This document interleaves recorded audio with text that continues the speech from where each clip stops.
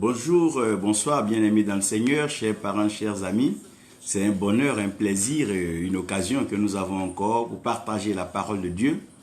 J'aimerais bien rappeler que nous sommes en train de vivre déjà lamentant, ici au Burkina Faso, précisément au Bobo du Lasso, et Dieu nous fait grâce. Et nous sommes bien sûr bénis de partager la parole de Dieu. Pour quiconque aime Dieu, toute chose concourt bien à notre bonheur, à notre épanouissement et à notre joie. Dieu est merveilleux et l'amour est plus fort que la mort. L'amour est plus fort que la mort et j'aimerais que vous sachiez que la mort, la perte, la disparition et puis le malheur peut avoir plusieurs motifs. Mais la joie et tout ce qui nous rend heureux est purement et pleinement conditionné par l'amour. Et l'amour est le seul qui triomphe de toutes ces choses. Donc nous convenons que l'amour est merveilleux, l'amour est le plus grand. Nous bénissons Marc Fourel de Fret, Maurice, que Dieu te bénisse, Nayambinji Nyankan, que Dieu vous bénisse, Ram Simplice Diaogo, Daddy Chico, le vieux Bishop Mianléan, un papa, un père, un homme qui est investi dans la révélation, la connaissance, la compréhension et qui a formé plusieurs fils, plusieurs disciples et il en a fait des modèles bâtisseurs de l'évangile. Que Dieu te bénisse, que Dieu bénisse maman Ginette et que la grâce de Dieu repose sur vous.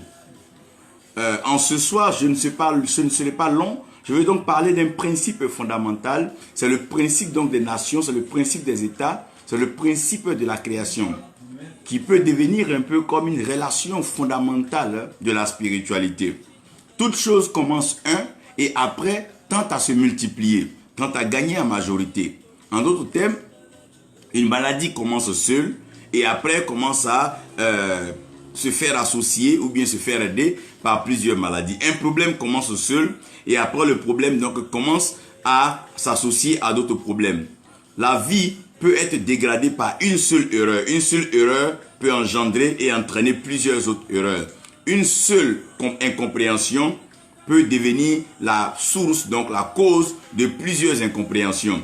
Dans le jardin, il était une question unique de ne pas toucher à un arbre. Un seul arbre dont le fruit avait la capacité de faire connaître à l'homme ce qui était bien et ce qui était mal. Noël Blali, que Dieu vous bénisse. J'aimerais tout de suite que vous sachiez que le thème de ce message, c'est de l'unicité à la majorité. Quand on parle de un à plusieurs, aujourd'hui, quel est le problème fondamental des nations? Qu'on parle de démocratie, qu'on parle de monarchie, qu'on parle de royauté, peu importe la façon dont on essaie de gérer, gouverner et contrôler une nation, on parle d'une idée, on parle d'un certain point commun, donc une forme de communisme. Une façon de mettre tout ensemble et à partir de ça, répartir en plusieurs. Donc, c'est le problème fondamental de l'humanité. Comment est-ce que nous partons de l'unicité à la majorité? Comment un homme que Dieu appelle seul, ou bien un homme qui conçoit un projet seul, arrive à se faire soutenir, à se faire aider, à avoir ce qu'on appelle un bureau, un statut, une activité qui va pouvoir aller de pays en pays et même prendre le monde entier. Nous allons comprendre cela. Donc de l'unicité à la majorité. Quand on parle de la majorité, ça veut dire que ce qui était un, qui était unique, est arrivé donc à se propager, à se répandre en arrivant à convaincre.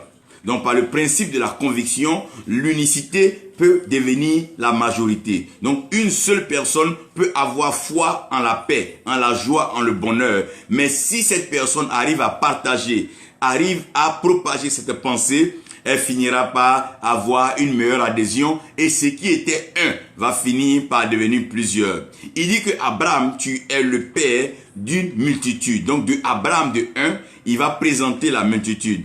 Que Dieu bénisse alors le bishop Philippe Koti Ria, l'homme du Fundaba, que Dieu te bénisse. Kiswenda René, que Dieu vous bénisse. Wendaogo Xavier, que Dieu vous bénisse. Que sa grâce repose sur vous. Ici, nous aurons 3 tests soumis donc à notre réflexion. Et le premier test que nous aurons, c'est Genèse 1, 26. Et après, nous aurons donc Genèse 2, 18. Là, je vais faire partie déjà un point et je vais poser un fondement fondamental. Dieu dit il n'est pas bon pour l'homme d'être seul. Donc Dieu va remettre en cause l'unicité. C'est pas bon qu'une seule famille, une seule personne monopolise les richesses, monopolise le pouvoir, monopolise la parole. Qu'une seule personne monopolise tout ce qu'il faut. Donc cette seule personne devient le centre d'intérêt de l'humanité. Il n'est pas bon pour l'homme d'être seul. Il n'est pas bon pour l'homme d'être égoïste. Il n'est pas bon pour l'homme d'être individuel. Il n'est pas bon pour l'homme d'être personnel. Donc Dieu va remettre en cause l'individualité, la personnalité et l'égoïsme. C'est pour ça que nous bénissons Dieu pour des hommes de Dieu comme le Bishop Coty qui ont compris que le ministère n'est pas une œuvre d'une personne, n'est pas une œuvre égoïste, mais c'est plutôt une personne qui se multiplie, qui se propage, qui transfère la grâce à plusieurs. Donc, après avoir remis en cause le problème donc, de l'unicité, Dieu va tout de suite transcender le temps pour présenter maintenant ce qu'on appelle un pluriel, mais un pluriel majoritaire. Dans le pluriel majoritaire, nous nous trouvons maintenant dans Genèse 2, 18, et Dieu va dire, faisons l'homme à notre image et selon notre ressemblance. God bless you, Bishop Nathan. God bless you. Ziamwaziam, a man of grace, a man of vision, a man of revelation, a seer for nations. God bless you for the great work you're doing in UK. Donc de Genèse 2, verset 18, Dieu va présenter une pluralité, donc une majorité et un certain quorum. Et le quorum étant atteint, Dieu pourra accomplir pleinement sa volonté. Mon frère, on ne réussit pas seul. On ne mange pas seul, on ne grandit pas seul, on n'est pas fort seul, un homme ne vit pas seul, on ne fait pas une église seul, on ne fait pas le ministère seul, on ne voyage pas seul, c'est pas bien. Il n'est pas bon pour l'homme d'être seul, d'être solitaire. C'est vrai que nous avons traduit cela dans le sens du mariage, mais j'aimerais que nous revenons ici à ce qui est fondamental et ce qui est principal. Ésaïe 6, verset 8, Dieu va commencer à présenter la mission comme étant une affaire d'équipe. Il dit, qui enverrai-je? Donc il parle de lui, qui il va envoyer, mais il dira qui ira pour nous. Donc Dieu parle de qui il va envoyer, de l'unicité, lui Dieu. Il arrive à la majorité, qui ira pour nous. Ruth Yvette Bailly, que Dieu vous bénisse, que sa grâce repose sur vous, que Dieu comble et bénisse votre ministère. Nous sommes heureux de voir ce que Dieu accomplit au travers de vous. Donc nous arrivons à Ésaïe 6, verset 8, où Dieu parle de l'unicité à la majorité. Donc de l'unicité à la majorité, Dieu veut expliquer qu'un homme ne règne pas seul, un homme ne gouverne pas seul, aucun homme n'est fort seul, aucun homme ne peut, par sa richesse, par son intelligence, par sa capacité, être le seul à pouvoir gouverner, régner et imposer son système. Cela n'existe pas, cela n'existera jamais. Romains 5, verset 15, Dieu va enfoncer le clou. Et là, j'aime bien, il dit, de par la désobéissance. Donc, de par le péché d'une seule personne. Donc, de par le péché d'une seule personne, la Bible dit que plusieurs, donc de par le péché d'une seule personne, l'humanité entière, tout entière, a été induite en erreur. Donc, de la même façon que par le péché d'un seul, tous sont devenus pécheurs. Par l'obéissance et le sacrifice d'un seul, plusieurs parviennent à la justice, et à la grâce de Dieu. Donc les trois tests nous emmènent dans un point où nous partons d'une unicité à la majorité, sinon à une certaine totalité.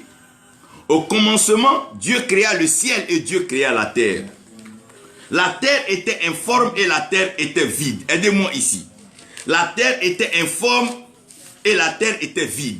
Donc le principe spirituel, c'est de donner une forme, mais bien sûr de remplir. Quand on parle de vide, on parle de rien.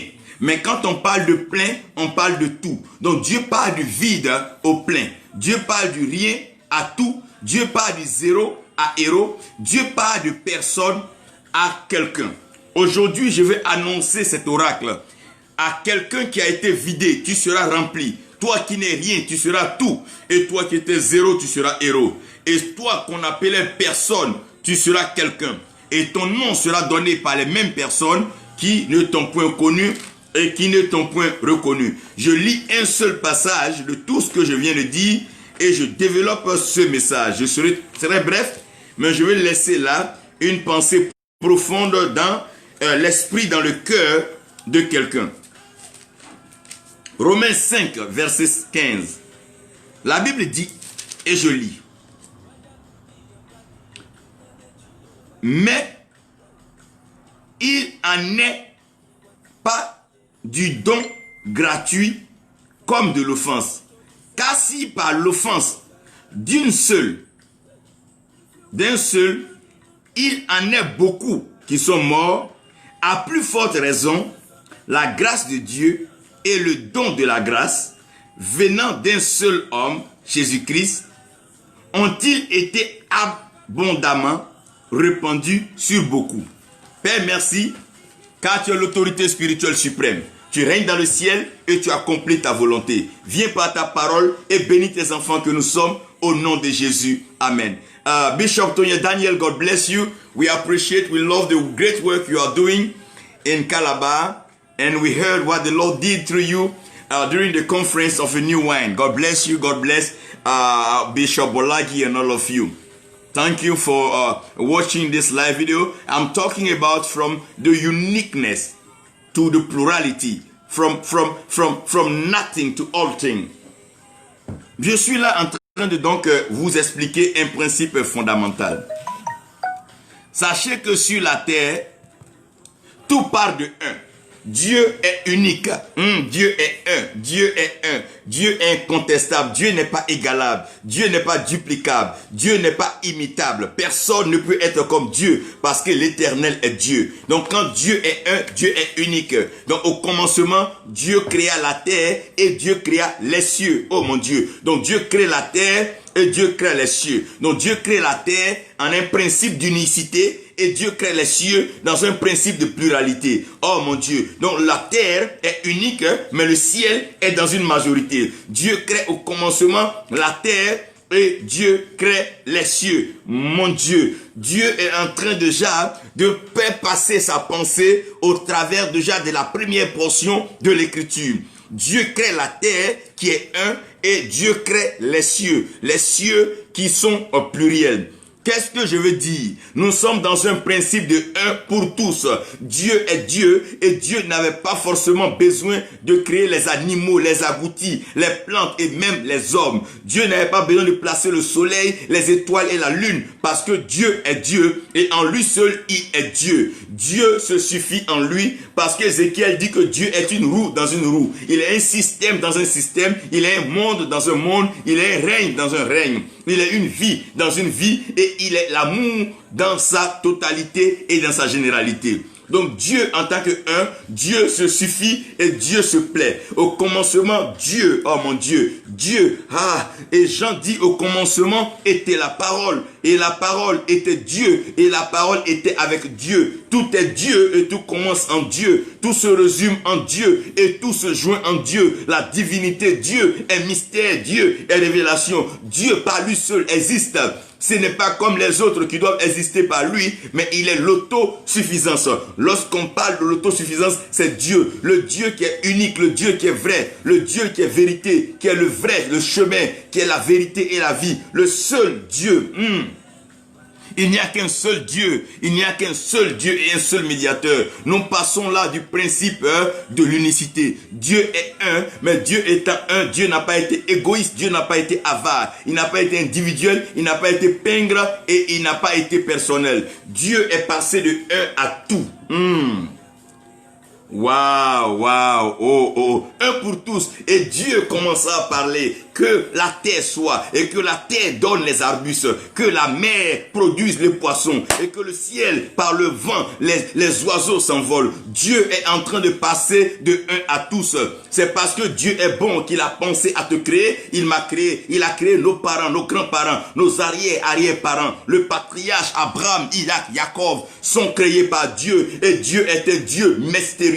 Dieu est un Dieu merveilleux. Dieu est un Dieu glorieux. Dieu part de un à tous, alors que le monde veut nous emmener par un seul problème pour nous créer tous les problèmes. Tu peux avoir un seul problème, mais le monde va prendre le seul problème pour te créer plusieurs problèmes. Tu peux simplement chercher un emploi. En cherchant un emploi, un patron peut t'envoyer ça et là. Tu peux te retrouver dans une secte, dans une loge, dans une malédiction. À cause d'une seule chose, voilà que tu as tous les problèmes. Tu partais chercher seulement un seul emploi. Une femme sortie de sa maison, aller chercher du pain pour venir ravitailler, nourrir sa maison. Voilà qu'elle entre dans un problème compliqué. Un réseau de commérage, un réseau de critiques, de jalousie. Les gens viennent à l'église pour un seul problème. Ils veulent résoudre le problème. Voilà qu'aujourd'hui, ils ont tout sur leur tête comme un fardeau. Oh, de un à tous.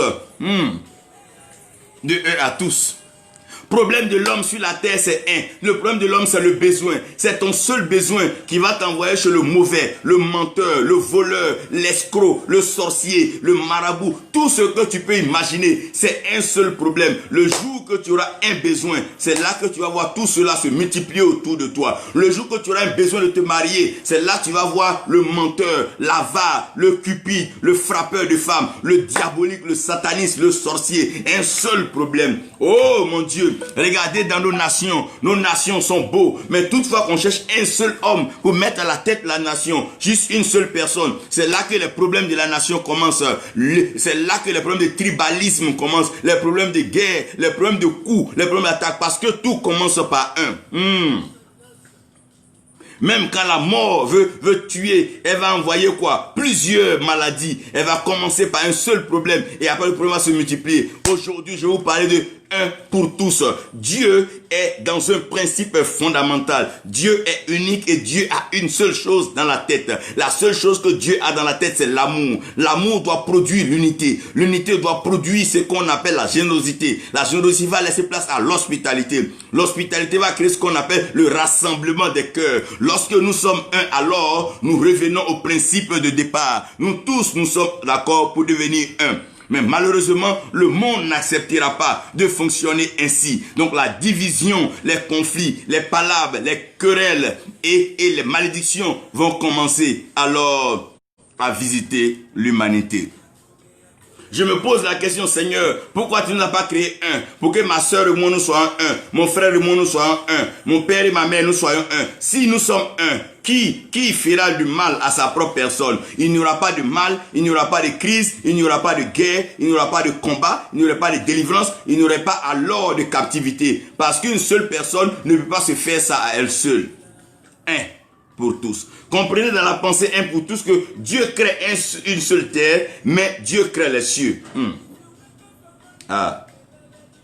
Lorsque Dieu commence, Dieu est un. Regarde sur la terre, tu es la seule personne qui répond à ton nom et à ce visage-là. Tu es la seule personne qui a ta date de naissance et tu es la seule personne sur cette terre qui répond à ce qui est de toi. Dieu croit en l'unicité. Dieu croit en ce que tu sois un. Mais pourquoi Dieu n'a pas mis tous les hommes par des micro-éléments dans un seul corps pour faire le corps de Christ? Nous y arriverons tous pour un. Mais pour l'instant, nous sommes en train de parler de un pour tous.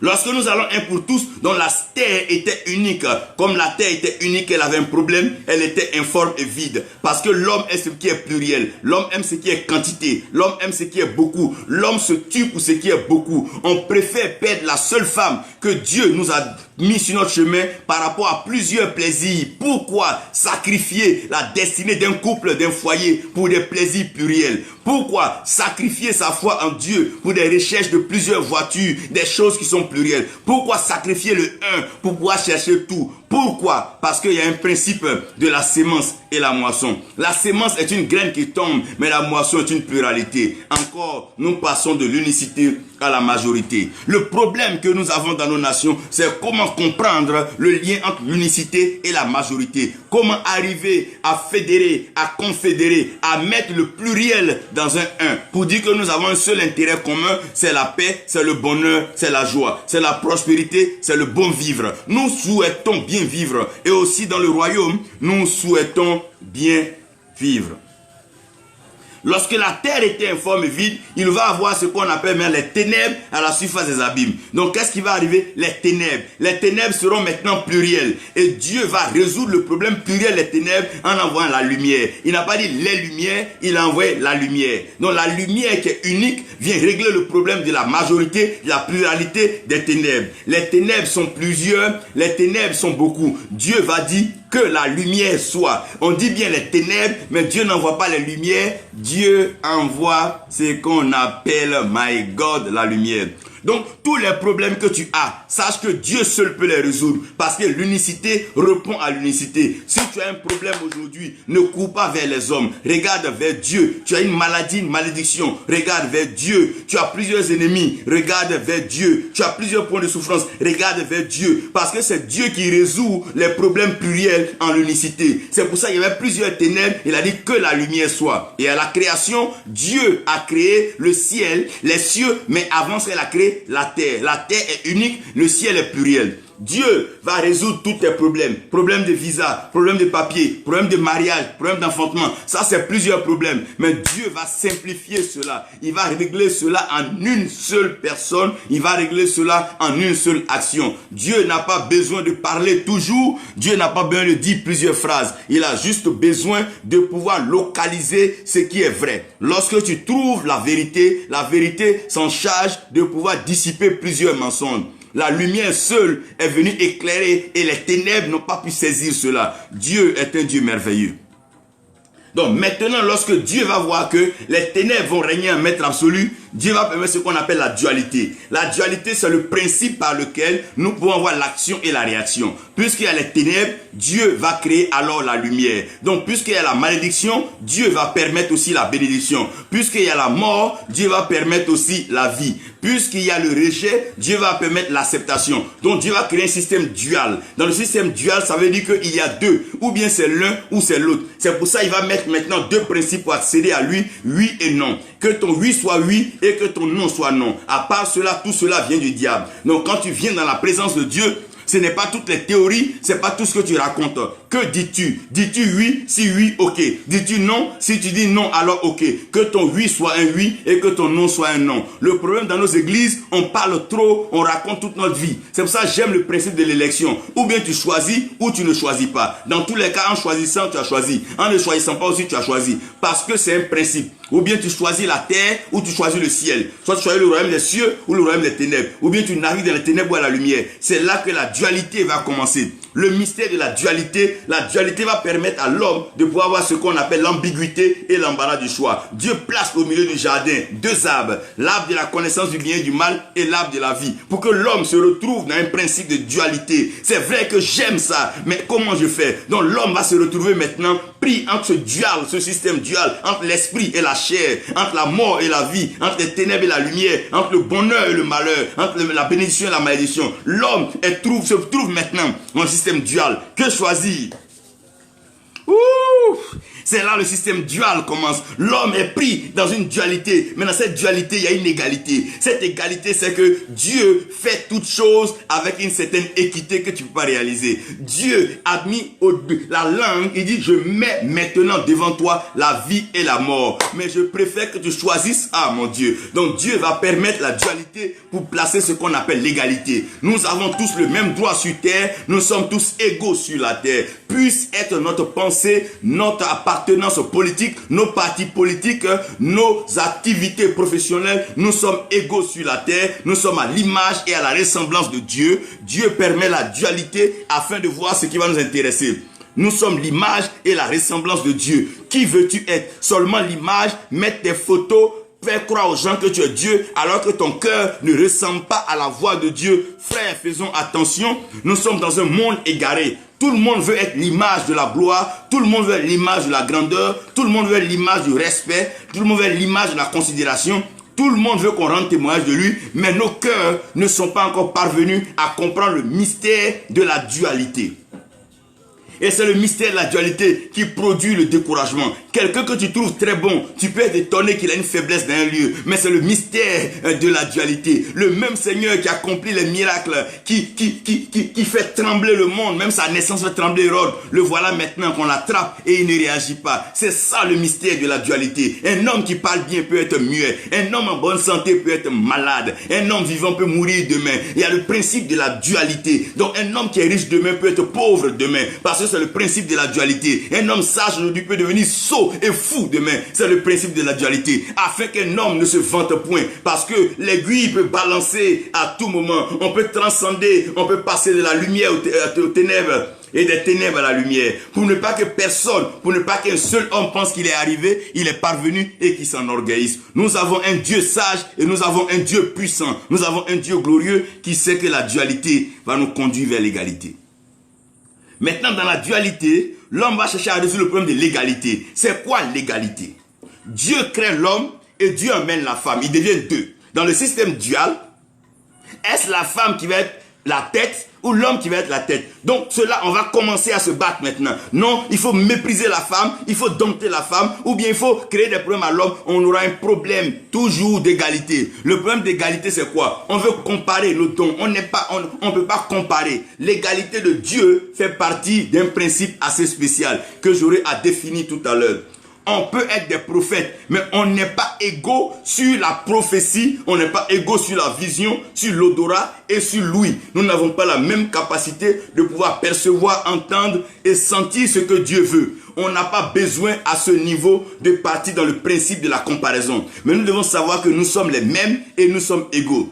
L'égalité ne veut pas dire que nous avons la même performance, mais nous sommes égaux. Pourquoi? Parce que Dieu veut compenser les deux portions de la balance avant de faire un choix. Pourquoi est-ce que nous faisons un choix? Nous faisons un choix parce que les deux choses sont quand même égaux. S'il n'y a pas d'égalité, le choix ne serait pas difficile. Je ne choisirai jamais quelque chose qui n'a pas, au moins, qui n'est pas comparable ou qui n'a pas un peu ce qu'on appelle la quasi-expression de ce que je veux choisir. Suivez-moi bien, je ne vais pas aller loin dans ce message. Je vais laisser juste des pensées dans vos têtes maintenant. L'égalité va faire que les hommes vont commencer, à partir d'un seul, à chercher les points d'égalité. Les points d'égalité, c'est quoi? C'est le social. C'est quoi? C'est les points, par exemple. Tu es marié, je suis marié, donc on est égaux. Mais vous pouvez être deux femmes mariées pendant qu'une peut être en train de vivre le malheur et l'autre en train de vivre le bonheur. Ça veut dire deux femmes ont dormi la nuit avec leurs enfants. Donc, en fin d'égalité, les deux femmes ont dormi avec leurs enfants. Mais le problème, c'est qu'il y a une qui a dormi sur son enfant, elle a tué son enfant. La Bible nous enseigne maintenant la dualité comme étant le principe de la loi et de la grâce. L'Ancien Testament et le Nouveau Testament. Le premier Adam et le dernier Adam. C'est des Adam. Dans le principe de la dualité, il va nous montrer quelque chose. C'est là, j'en vois maintenant ce qu'on appelle le mystère de l'égalité et le mystère de la justice. Lorsque la dualité est présentée, l'homme veut justifier l'égalité. Sachez une chose sur la terre, il peut faire la même température dans deux pays, mais les problèmes seront différents. Pourquoi? Parce que l'égalité, Dieu a fait de telle sorte que cela soit apparent. Mais Dieu a toujours son mot à dire. Donc pendant que Dieu commence à créer les cieux et la terre, ça veut dire l'Esprit de Dieu se meut à la surface des eaux. On voit maintenant Dieu, on voit le Saint-Esprit. Mais dans cette dualité et dans ce principe-là, Dieu va faire intervenir le principe de la majorité. Je viens à cela. Mais avant le principe de la majorité, j'aimerais vous dire une chose. Le mystère de l'égalité et de la justice. Deux personnes peuvent avoir les mêmes rêves, mais n'auront pas la même destinée. Pourquoi? Parce que dans le mystère de l'égalité, il faut mettre le principe de la justice. La justice de Dieu, c'est la droiture de Dieu. Tout homme a deux mains, mais la main droite n'est jamais la main gauche et la main gauche n'est jamais la main droite. Un homme a deux yeux. L'œil gauche n'est pas l'œil droit, l'oreille gauche n'est pas l'oreille droite. Comprenez cela. Nous devons partir sur la base de l'égalité. Nous sommes tous les mêmes. Nous pouvons tous être ivoiriens, pouvons tous être burkinabés, pouvons tous être français. On peut prendre le même avion, descendre en France le même jour. Nous avons les mêmes droits. Nous avons une certaine égalité. Mais nous n'aurons pas le même nombre d'années de vie. Nous n'aurons pas les mêmes épreuves. Nous n'aurons pas les mêmes souffrances. Pourquoi? Parce que c'est un principe particulier que Dieu veut justifier. Deux personnes peuvent avoir la même maladie. Une personne va mourir avec la maladie, l'autre va revenir et guérir de la maladie. Je suis en train de vous introduire maintenant le principe de la justice de Dieu. Une personne peut être pauvre, mais dans sa pauvreté, elle va s'enrichir. Alors qu'une autre personne peut être pauvre, elle va mourir dans sa pauvreté. Comment vous expliquer cela? C'est la justice de Dieu. La justice de Dieu n'a rien à voir avec l'égalité des hommes. Quelqu'un peut avoir, deux personnes peuvent avoir le même nombre de paroles, le même nombre de voix. Mais Dieu peut choisir une personne. Pourquoi? Parce que dans l'égalité des hommes, Dieu a une justice. David a le même père que ses frères, mais Dieu, il a plu à Dieu de choisir. Dans la justice de Dieu, Dieu choisit. Vous pouvez porter le même nom, travailler dans la même institution, avoir le même salaire, mais Dieu peut justifier une et ne pas justifier l'autre. Pourquoi? Il dit deux seront couchés sur le lit. Égalité, ils seront couchés deux. Dans cette dualité, un sera enlevé et l'autre restera. Faites attention dans ce principe d'égalité. Dieu a une justice. La justice de Dieu n'est pas la justice des hommes. Arrêtez de dire comme tel est tombé, si je tombe, Dieu va rien me faire. Tu n'es pas David, tu n'es pas Salomon, tu n'es pas Joseph. Faites attention. Évitez le maximum possible les actes qui vont vous mettre qui vont vous présenter mal devant la justice de Dieu. Dieu a un trône de justice. Faites attention. Un homme peut même prêcher le même sermon dans deux nations. Mais dans une nation, le sermon lui produira le meilleur. Et dans une autre nation, le sermon ne produira rien. Faites attention. Deux femmes peuvent être mariées. Et les deux femmes peuvent être dans leur foyer. Une peut être heureuse et l'autre peut être malheureuse. Faites attention. Il n'y a pas d'égalité sur cette terre aussi longtemps que Dieu intervient. Deux personnes peuvent tomber malades. La main de Dieu peut toucher une personne et la main de Dieu peut ne pas toucher l'autre personne. Parce que Dieu a une justice et c'est la justice de Dieu qui fait la différence. Dieu est merveilleux. Dieu peut choisir de dire que toutes les nations passent par des crises. Mais pour cette nation-là, ma justice lui épargne cela. C'est pas parce qu'il y a eu cela dans tel lieu qu'il aura cela ici. Dieu reste Dieu. Il y a des pauvres qui sont devenus milliardaires. Il y a des milliardaires qui sont appauvris. Pourquoi? C'est un principe fondamental de l'égalité à la justice de Dieu. On peut tous faire le même diplôme, mais ne pas avoir le même rayonnement dans la société. On peut tous travailler dans la même boîte, mais ne pas avoir le même aura. En plus, je vais vous dire une chose. Nous sommes tous des orateurs, des pasteurs, des prédicateurs. Nous avons tous la même Bible, mais nous n'avons pas la même interprétation et la même révélation. Nous avons tous le même Saint-Esprit, mais nous n'avons pas la même façon de présenter et de manifester les dons de l'Esprit. Nous avons tous le même Seigneur, mais nous n'avons pas l'égalité de l'adhésion et de l'amour du Seigneur. Il avait plusieurs disciples, pour eux tous il était Jésus-Christ. Mais Jean avait une particularité. Faites attention à la justice de Dieu. C'est là que le miracle, le mystère commence. La justice de Dieu fait la majorité. Vous pouvez être 1000 contre une personne, mais quand Dieu justifie une personne, la personne devient majoritaire. Faites attention. C'est là que j'ai un problème avec ce que nous appelons la démocratie. C'est là que j'ai un problème avec ce qu'on appelle la pluralité, la majorité. Qu'est-ce qui est majoritaire? Qu'est-ce qui est gagnant? Qu'est-ce qui est dominant? Est-ce la masse, est-ce la foule ou la qualité? Dieu seul est plus puissant que le monde entier avec toute la création. Réunir tous les chefs d'État avec leur armement, avec tout ce qu'ils ont développé comme plan, projet, aujourd'hui, avec même l'Internet, tout ce que vous pouvez apprécier aujourd'hui, comme nous pouvons appeler cela le siècle des Lumières, l'évolution, la technologie, malgré la technologie de l'homme, malgré l'ingéniosité de l'homme, malgré tout cela, associé même avec la diabolisation et les sectes maléfiques de Satan, l'homme et la terre ne peut rien contre le ciel. La terre ne pourra jamais s'élever jusqu'au ciel. À la tour de Babel, les hommes ont essayé parce que Dieu croit en ce qu'on appelle la majorité. C'est quoi la majorité pour Dieu? C'est la justice de Dieu qui définit la majorité divine. 1000 personnes peuvent dire qu'une nation va être détruite, mais si Dieu penche vers un seul prophète, il dit à cause de cela, je ne détruirai pas la nation, je ne détruirai pas la nation. La majorité s'installe maintenant. Oh mon Dieu, de l'unicité à la majorité. C'est pas parce que plusieurs personnes disent une chose que la chose va arriver. Où se trouve la justice de Dieu? Où se trouve le divin? Où se trouve Elohim? Où se trouve El Elyon? Où se trouve Jéhovah Nissi, Jéhovah Raphaël? Où se trouve El Gibor? Où se trouve le Dieu très haut? Où se trouve l'Adonai, le Dieu tout-puissant? Ah! Où se trouve-t-il? Où se trouve-t-il?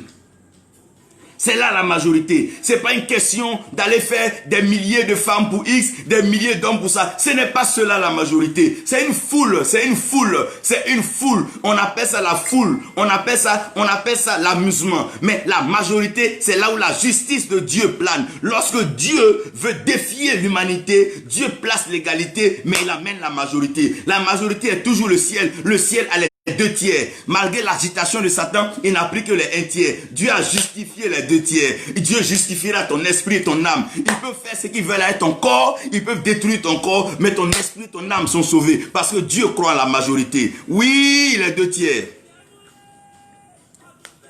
Mais pourquoi? Pourquoi Dieu passe? Parce que Dieu se dit qu'il n'est pas bon pour l'homme d'être seul. Et l'homme est à l'image et à l'essence de Dieu. Il n'est pas bon pour Dieu d'être seul. Donc Dieu va s'associer avec des dieux. Il va mettre maintenant ce qu'on appelle le principe du Fils de Dieu. Et le Fils de Dieu sera le Fils de l'homme. Quand le Fils de Dieu est le Fils de l'homme, alors le Fils de l'homme peut devenir le fils de Dieu. C'est là maintenant. Un pour tous pour un. Quand il est venu sur la terre, il est venu comme étant le fils de Dieu. Il a manifesté la gloire unique, la splendeur de Dieu. Personne n'a parlé comme lui. Nul n'a manifesté avec assurance, avec précision, l'oracle qu'il a manifesté. Nul n'a été déterminé à produire, présenter, raisonner sur le ciel et sur le royaume. Nul n'a été capable de pouvoir faire taire des grands rois, de pouvoir faire taire des instruits, des érudits. Il l'a fait lui-même. Il est venu sur la terre comme étant le fils de Dieu. Et le fils de Dieu, Luc nous dit qu'il est le fils de l'homme. Comment le fils de Dieu devient le fils de l'homme? J'arrive. Donc ça part d'abord d'un seul. Ça part de Dieu. Dieu peut devenir homme. Donc les hommes... J'arrive, vous allez mieux comprendre cela. Donc maintenant, qu'est-ce qu'il va faire? Il va passer par le principe de la substitution ou le principe de la multiplication. Parce que la sémence, c'est pas Dieu, la sémence, c'est la parole de Dieu. Donc il va se transmettre dans sa parole. Dieu va élever sa parole au-dessus de tous ses noms. Donc la divinité, la Trinité, Père, Fils, Saint-Esprit vont se fondre en une chose qu'on appelle la parole. Et Jean maintenant, par amour, va transcender, comprendre cette chose. Au commencement était la parole. Et cette parole était Dieu et elle était avec Dieu. Toute chose, tout ce que vous voyez, la pluralité, la majorité, le pluriel a été fait par cette parole. Tout ce qui est infini a commencé par une chose, oh mon Dieu. Et cela c'est la parole. Cette parole a été faite chair et elle a habité parmi les hommes. Et quand cette parole est venue, elle a habité parmi les hommes, mais elle est venue seule habiter parmi les hommes. Et la Bible dit dans Jean 1,12, mais à tous ceux, donc il y a un pluriel, il y a une majorité, il y a un groupe, il y a une association. Aujourd'hui, Indien, Asiatique, Chinois, Malgache, si tu peux accepter Jésus-Christ, je suis en train de parler de tous pour un. Nous sommes en train de tendre vers un principe. Nous allons tous venir vers lui. Car Dieu ne discute pas sa gloire. Personne ne peut contester la gloire de Dieu. Donc le Fils de Dieu devient le Fils des hommes. La parole, qui est la sémence de Dieu, vient sur la terre et elle descend dans le cœur de l'homme. Je bénis Dieu parce que tu as reçu le Christ et permet à plusieurs de le recevoir, permet à plusieurs de l'entendre et de comprendre les mystères du royaume. À tous ceux qui l'ont reçu et qui ont cru en son nom, la parole leur a donné le pouvoir de devenir enfants de Dieu. Mais la parole a été faite chair alors que la chair, c'est de l'homme. Donc le Fils de Dieu devient le Fils de l'homme. Et les fils de l'homme deviennent les fils de Dieu. Pourquoi? Parce que Dieu parle à Abraham. Mais la Bible dit le Dieu de Isaac, le Dieu de Jacob. Qui est Isaac? Isaac n'est pas le fils de Dieu, il est le fils d'Abraham. Qui est Jacob? Jacob est le fils d'Isaac, il n'est pas le fils de Dieu. Mais à cause de ce principe-là, tous pour un. À cause de ce principe, Isaac est fils de Dieu, Jacob est fils de Dieu, Israël est fils de Dieu, Ruben est fils de Dieu, Siméon est fils de Dieu. De la même façon que Jacob est allé adopter Manassé et Ephraïm, les fils de l'homme deviennent les fils de Dieu. Oh, tous pour un.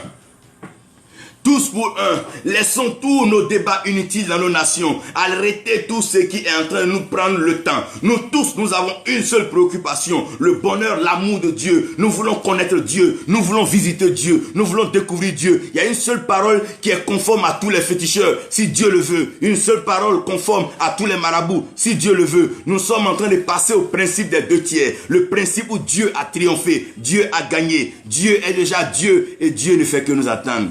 Tous pour un.